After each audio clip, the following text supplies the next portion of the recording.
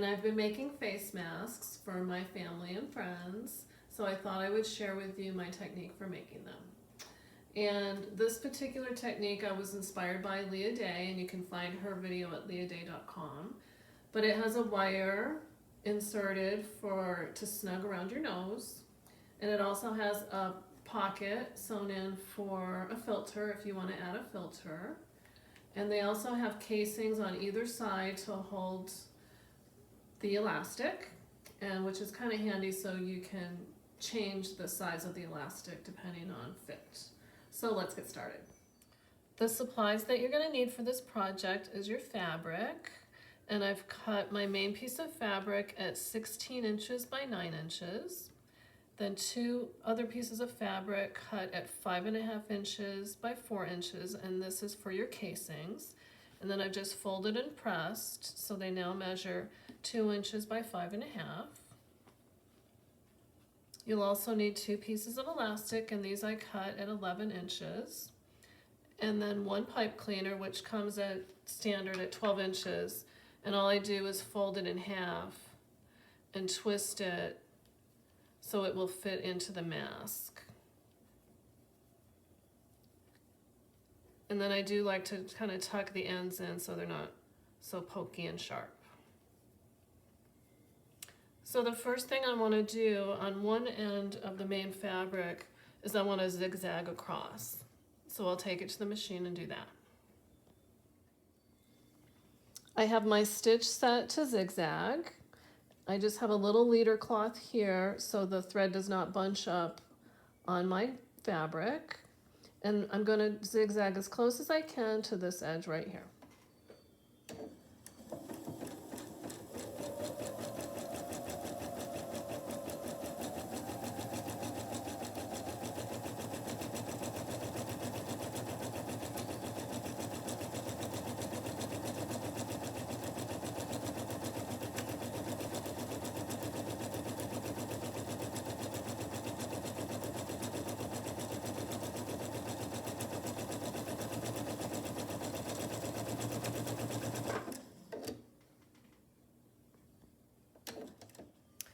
I'm going to clip my leader cloth off,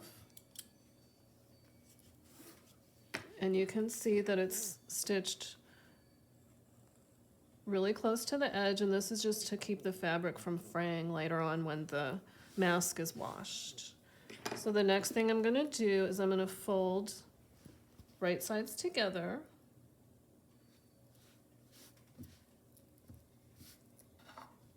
And I'm going to mark for my opening for the filter 3 inches from each edge. Just going to put a little mark with my disappearing ink pen. I'm going to take it back to the sewing machine and sew from here to here and from here to here, leaving that open for the filter. I've switched my stitch to a straight stitch, and I'm going to tie off at either end. And I'm using a standard presser foot. I think it's 3/8 of an inch.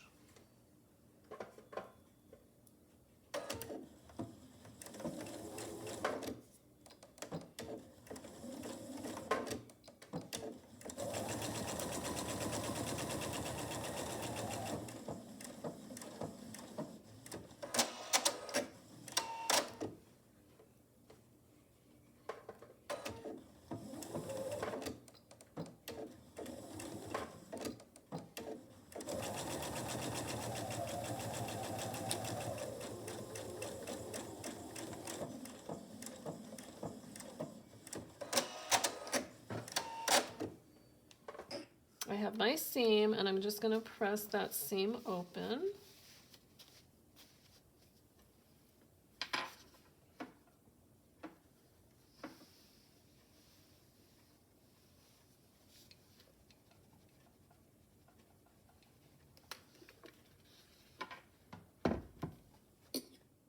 I have my seam pressed open. Now I'm going to turn the mask right side out. And I'm going to peek inside, and I want to make sure that my zigzag seam is on top. Now I'm going to pull the seam over the bottom fabric about 1/2 inch, and this is creating the pocket for the pipe cleaner to go into.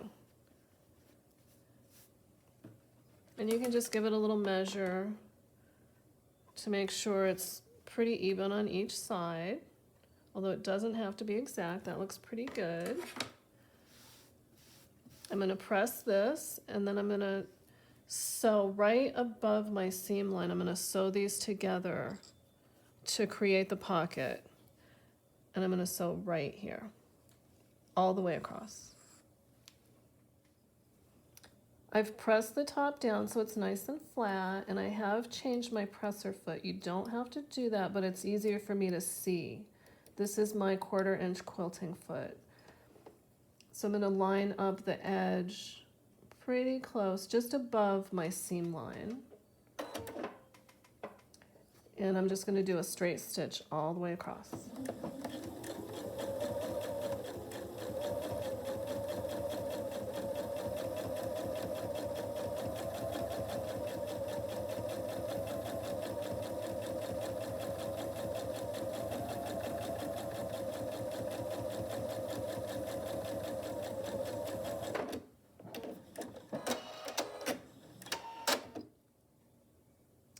Now I'm going to insert my pipe cleaner into this little pocket that I just created.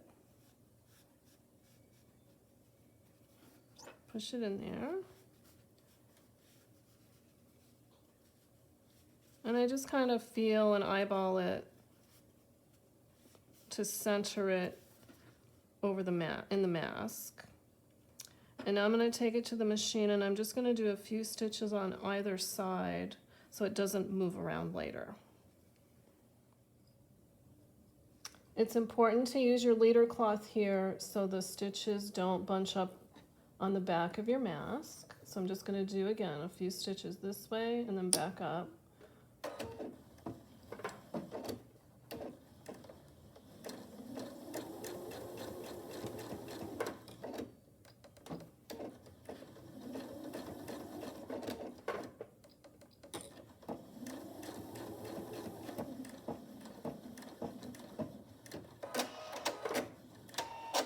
And I'm going to repeat that on this side right here. I have my pipe cleaner enclosed, and I just went forward and back stitched and then forward again on either side so it's nice and enclosed. Now the next step is to make your pleats, and I've pressed my mask flat on the end and lined it up on the line, and I'm going to mark in 1-inch increments on either side to guide me in making my pleats, and I'm going to make 6 marks on each side.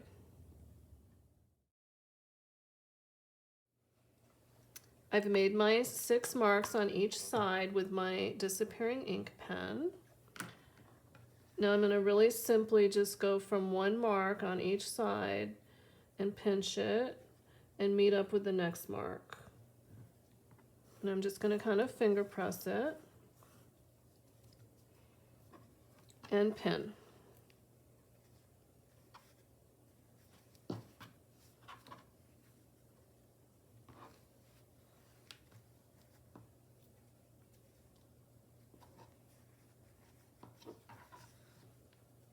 And I'm going to repeat that all the way up. Go to the next mark, pinch, and meet up with the next mark.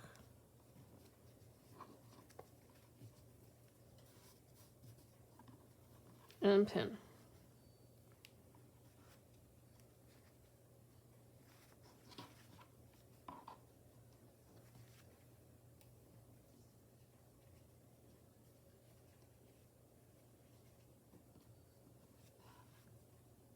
And I'm going to keep pinning, and I will meet you at the sewing machine.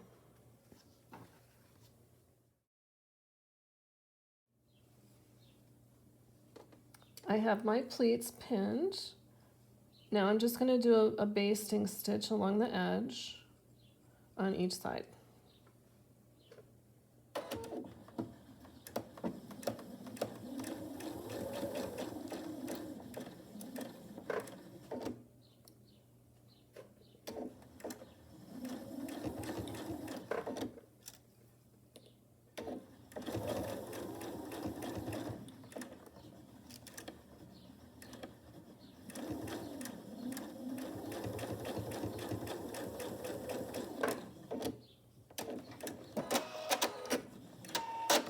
And I'll repeat on the other side.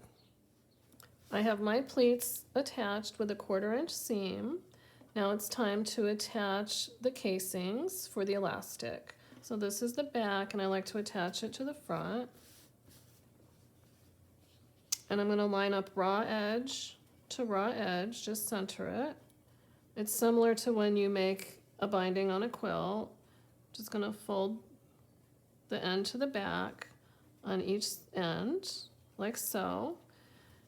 And I'm going to sew a seam from one end to the other, and you just want to make sure that you have larger than your basting seam, which this is a 1/4 inch. So I'm going to use my 3/8 inch presser foot to sew that seam. And make sure you tie off on each end. I have my ends folded to the back.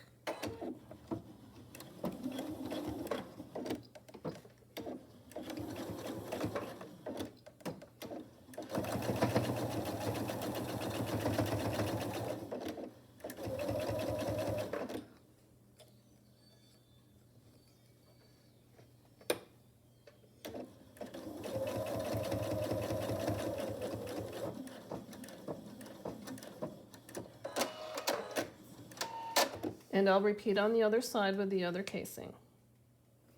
I have both of my casings attached. Now I'm just going to flip them over to the back. And to create the casing, all you do is flip it over and sew your seam. I sew as close to the edge as I can, and that creates the opening for your elastic. There is one step that I do that you don't have to do, but it's a little bit neater, is I tack down each of these on the edge.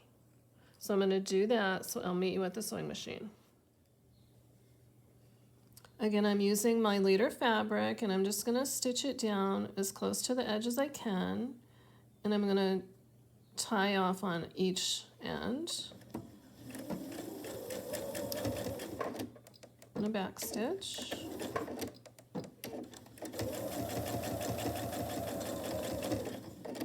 And tie it off.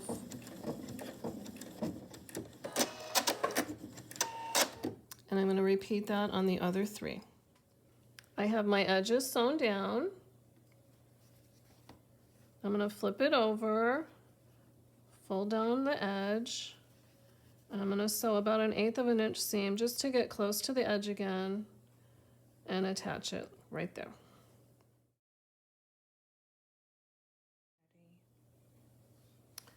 Now it's time to insert the elastic into the casing that we just made. So I'm using a safety pin.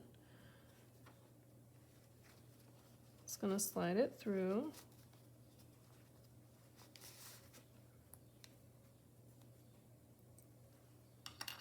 And you can sew these ends together, but what I've been doing is just giving them a little tie, and that way they're adjustable in case somebody needs to make them a little tighter or a little looser.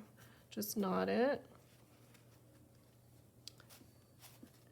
And then just hide the knot in the mask. If you can get it in there. Just kind of poke it in the best you can.